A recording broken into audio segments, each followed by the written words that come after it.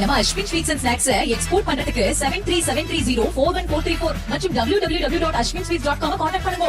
தூத்துக்குடி மாவட்டம் திருச்செந்தூர் அருகே வீரபாண்டியப்பட்டணம் பாத்திமா நகரில் 10 நாட்களாக சுமார் 50 வீடுகளை மழைநீர் சூழ்ந்து வெள்ளக்காடாக காட்சியளிப்பதால் மக்கள் வீடுகளை விட்டு வெளியே வர முடியாமல் சிரமமடைந்து வருகின்றனர்.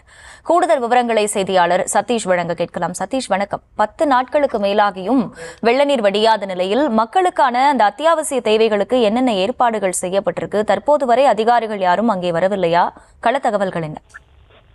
நிச்சயமாக திருச்செந்தூர் அருகே வீரபாண்டியப்பட்டணத்தில் 10 நாட்களாக சுமார் 50 வீடுகளை மழைநீர் சூழ்ந்து கொண்டதால் தனி தீவு போல் காட்சியளித்து வருகின்றன. அந்த காட்சி நம்ம தற்போது பார்த்து வருகிறோம். வீட்டை விட்டு வெளியே வர முடியாமல் பரிதவிக்கும் குடியிருப்பு வாசிகள்.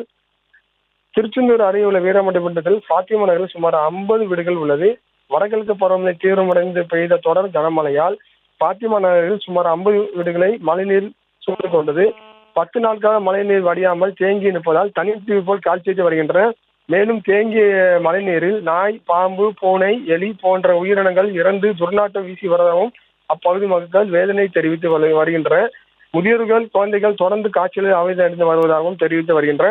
மேலும் மாணவர்கள் பள்ளி கல்விக்கு செல்ல முடியாமல் தவித்து வருவதாகவும் அத்தியாவசிய தேவைகளுக்காக கூட வீட்டை விட்டு வெளியே வர முடியாமல் தவித்து வருகின்றன.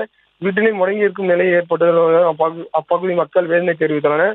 10 நாட்களாக மழைநீர் வடியாமல் தேங்கி நிற்பதால் அதனை அகற்ற வீரபாண்டியப்பட்டணம் ஊராட்சி நிர்வாகம் ஒரு துளி அளவு கூட நடவடிக்கை எடுக்கவில்லை என்று குற்றம் சாட்டி வருகின்றனர். சம்பந்தப்பட்ட அதிகாரிகள் விரைந்து நடவடிக்கை எடுக்க வேண்டும் என்று கோரிக்கை விடுத்துள்ளனர். விவரங்களுக்கு நன்றி சதீஷ். நம்ம Ashwin sweets and snacks export பண்றதுக்கு 7373041434 மற்றும் www.ashwinsweets.com கான்டாக்ட் பண்ணுங்க.